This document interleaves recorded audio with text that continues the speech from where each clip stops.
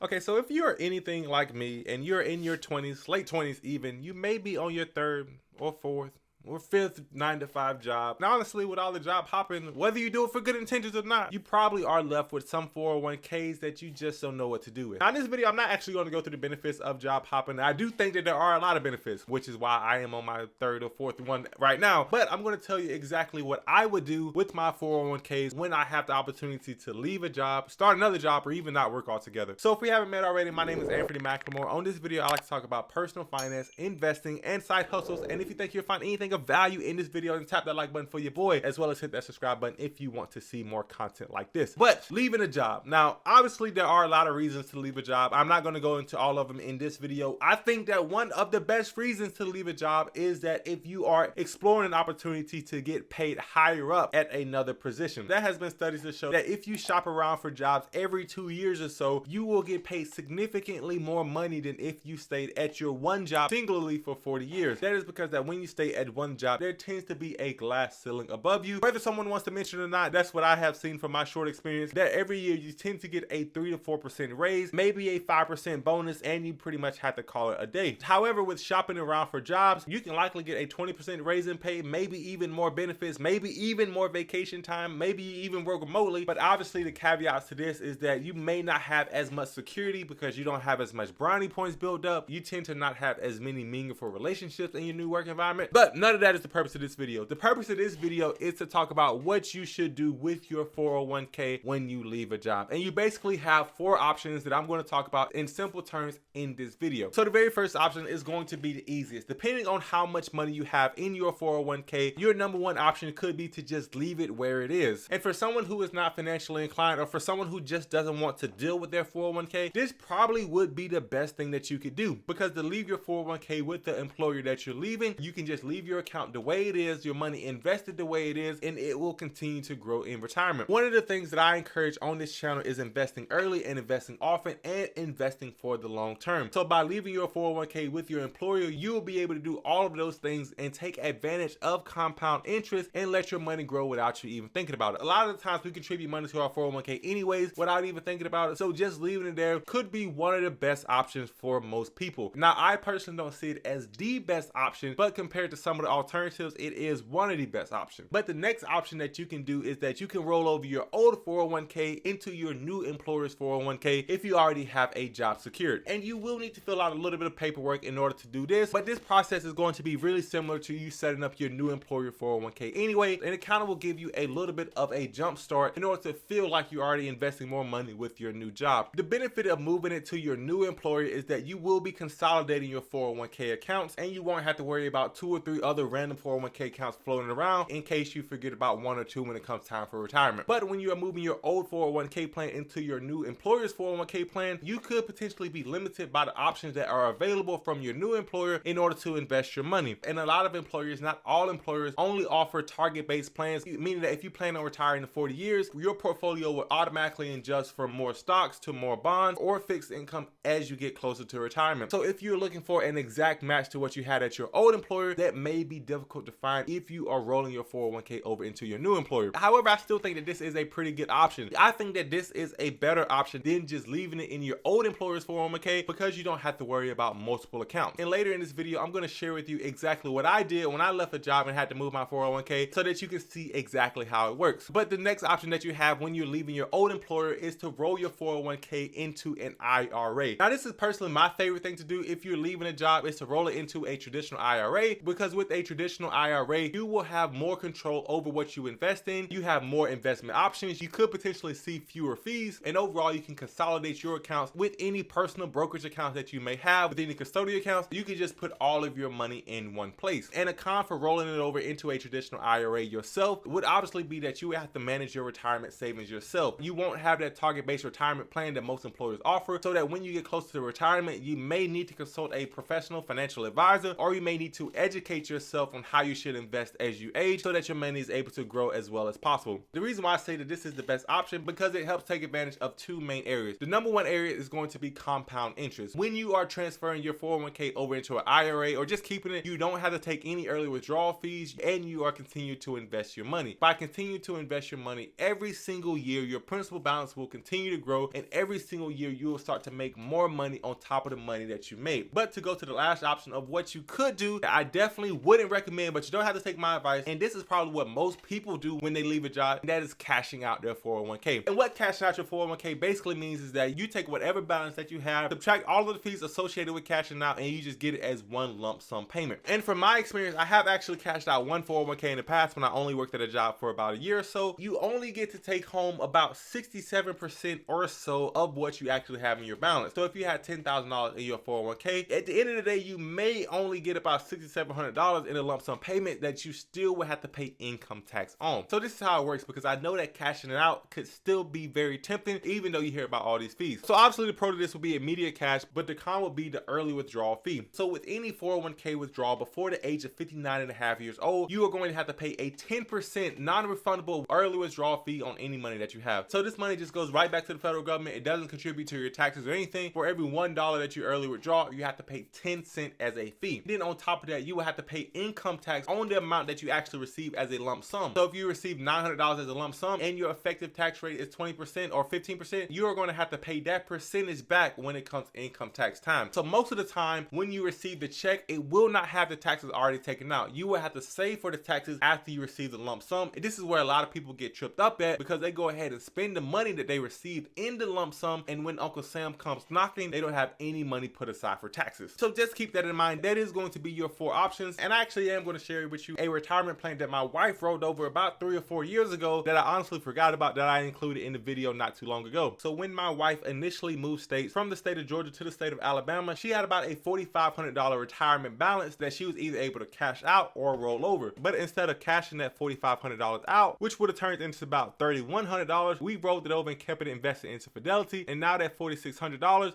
is worth $5,900.01. And if we look over the past 3 years, we can see that the value has gone up and down. It reached a low of about $3,600, and now it's all time it's up $1,000 or so dollars, and it was only rolled over into one fund, the Fidelity 500 Index Fund, which has no expense ratio and invests with the S&P 500. So that's just one example of what you could do with your 401k. I would definitely recommend that if you're thinking about managing your 401k yourself, the first thing that you should do is start by educating yourself on what financial practices or what investing practices best fit your risk tolerance. It may be easy to look at a video like this and say that I'm going to invest in whatever Anfernee is invested in, that's going to be what I do. First of all, don't do that, because I am not the smartest person. I'm not the best investing person here on the internet. I just do what I think is best, and most of the time it works out well. Sometimes it doesn't, but definitely don't just take my word for anything. What you should definitely do is look at what best fits your lifestyle, what best fits your risk tolerance, because if you are a lot older than me, then you probably should be investing like me. So looking into what index funds are, looking into what ETFs are, what stocks are, is going to help your financial future a lot more, especially if you're trying to figure out what to invest your 401k in. However, if you are leaving a job and you simply have to cash out your 401k simply for the sake of having money to eat until you get another job, I know that that is the reality for a lot of people. I would still recommend that after the expenses that you have to pay, after your necessities, that you start to build a fully funded emergency fund right away. Because when you have a fully funded emergency fund of 1 to 3 months of your monthly expenses, you won't have to do things like cash out your 401k just to eat or just to pay the rent. By having that insurance on yourself, you're basically buying yourself enough time in order to get another job so that your money can continue to work for you and you don't have to dip into your investment principal. Every time you sell your investments, you're going to be losing the advantage of compound interest, and you're going to be taking more money out of your future self's pocket just for today's gratification. And honestly, I don't even know if I have to say this, but don't just cash out your 401k to buy a new car simply because you have that money available to you. And I would definitely recommend against getting a loan against your 401k as well, because that also takes away from your investment future. However, with all that being said, I really hope you found value in this video. If you found anything of value in this video, then tap the like button for your boy, as well as hit that subscribe button if you want to see more content like this. This was a little bit of a quicker video if you think, so let me know if you like these type of videos, or if not, I don't care. I'm probably going to make whatever I feel like anyway. So with all that being said, I'll see you in the next one, guys.